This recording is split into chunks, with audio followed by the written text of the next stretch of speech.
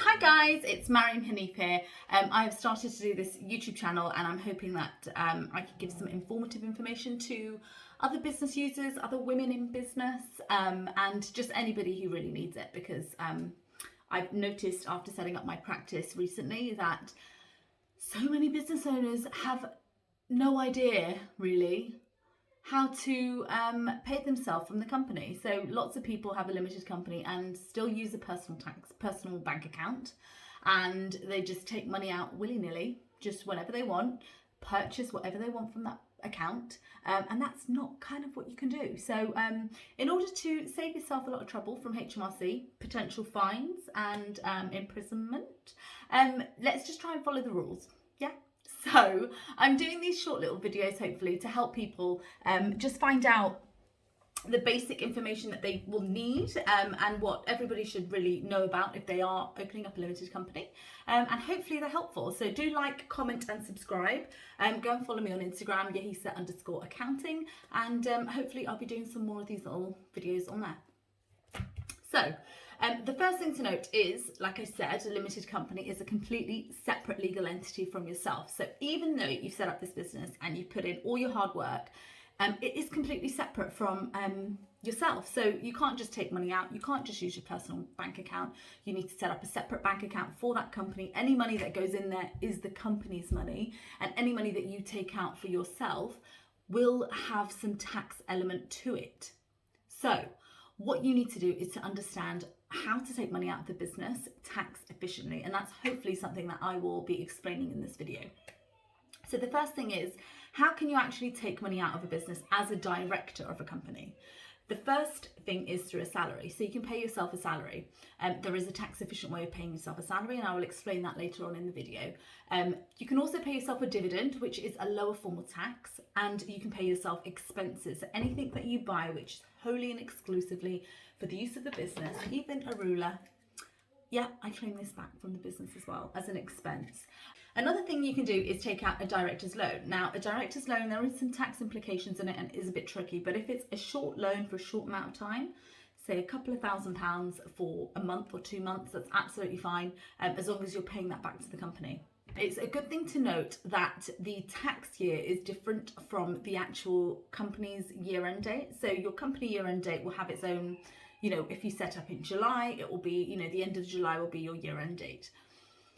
So the tax year runs from the 6th of April to the 5th of April. So for example, 2020 to 2021 was the 6th of April 2020 to the 5th of April 2021. That would mean any salaries and any dividends earned in that period would be taxed accordingly. So make sure that you are paying yourself the right amount throughout the year, the tax year. It's also a really good thing to note that everybody gets a personal allowance, which is currently standing at £12,570, and that is absolutely tax-free. Or is it? If you're an employee of your own limited company, there are some national insurance implications that I will explain later on in the video. So you can take that money out income tax-free, but there are some national insurance payments that you would have to make. Income thresholds are different to the national insurance thresholds. So I'm not sure if anybody's heard of them, but they go from 0 to 12,570, which is tax-free, and then from 12,571 to 37,700 is a 20% income tax, and then it goes on to 40% and then 45% to the different bands. Whereas national insurance is from a lower earnings limit to a primary threshold, and then to a secondary threshold. So there are different elements of those as well, and I won't go into detail because it will just bog you down. But what you would need to know as a director is that you want to be paying yourself a salary up to the primary national insurance threshold, which would mean you would still be eligible to get the tax, the pension benefits, so the benefits that the national insurance give you, you'll be able to get those if you're paying up to the primary threshold. Now, the personal allowance, so much information, but the personal allowance is not available to people who earn over 120,000. Now that is because if you earn over £100,000, the government will deduct £1 for every £2 earned over that amount. So What does that mean? That means that your personal allowance will be reduced after the £100,000 that you're earning. So always bear that in mind. So for example, if you are, an employee in a company and you get a dividend payment, know that that dividend payment, not a dividend payment, sorry, a bonus, know that that bonus might just tip you over the edge and take you into that next bracket where you will be taxed fully on your wages and you won't get a personal allowance, as well as being pushed over potentially into the 150 category of the additional rate tax. So when we're talking about tax brackets, a lot of people just think, okay, if I fall under the tax bracket, so if I earn £50,000, I might fall under the tax bracket of 40% tax. Now that isn't true. You don't get charged 40% tax on your whole earnings. You still get your personal allowance tax-free element. Then you still get your basic allowance being taxed at 20%, and anything above that 37,700 is taxed at 40%. So always bear that in mind, because a lot of people forget about that. They think that, you get taxed the full whack, which isn't the case. So it's just the additional amount over the 37,700, you will get taxed 40%. And then obviously as it goes over 150, it will be anything over 150 will be taxed at 45%. So when you are a director of a company, the best thing to do is to pay yourself a tiny amount of salary and take the rest of it in dividends. Why is that? Because dividend tax is not much lower, it is lower than income tax. So there is a little bit of savings that you can do there. So why not do it if you've got the ability to do it and if you've got a good accountant that can guide you in the right way. Now, obviously, everybody's situation is different. Everyone has, different personal circumstances.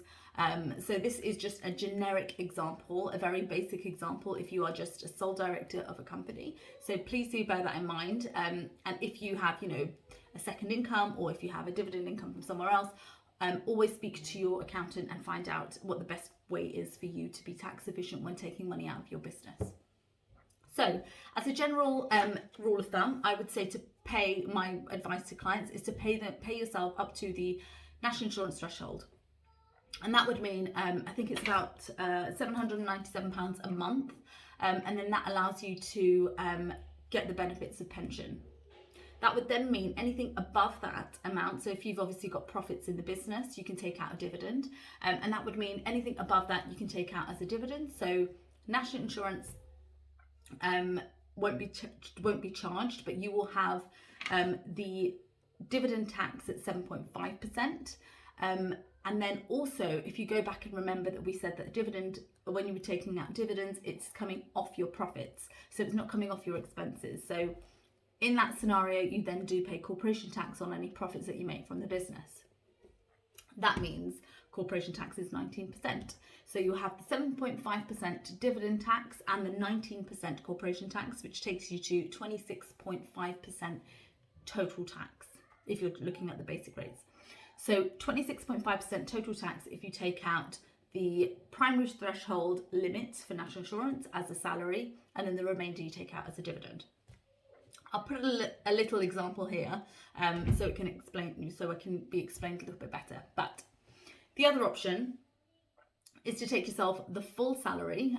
This is just an example to show you that if you are taking out a full salary of whatever it may be, 37,700 say, you will then get taxed income tax as well as national insurance tax. So you'll get taxed income tax off 20%, and then you will also get taxed national insurance off. So for employers, it's 13.8%, and then for employees, it's 12%. So in total, that comes to 25.8% national insurance tax.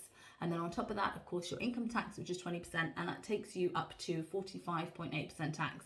So that 45.8% tax would be if you took your money out as a salary, and that 26.5% tax would be if you took money out as dividends as well. So there's a bit of a difference. So it's always best to calculate your income and earnings and figure out what works best for you. Because like I said, everybody's situation is different. So make sure you know what works best for you and your business. Obviously, remember, you can't be taking out dividends if you're not making a profit. You have to be earning, your business needs to be your business needs to be making money for you to be taking money out. So make sure you're just not, taking money out from a business all the time. My general advice to companies is, if you want to see your business grow, reinvest all your profits, reinvest all your money for the first, say, 80% of your profits, reinvest those for at least 3 years, to be able to see your business grow and develop, and then, you know, reap the benefits later down the line. But again, that's completely up to you, and it depends on your personal circumstances. But do get in contact if you have any information. Direct message me or email me. I'll put my email address down below, so it'll be a bit easier. But yeah, if you've got any questions, let me know. But do like and comment if this video has been helpful. And I will hope to speak to you soon. Take care.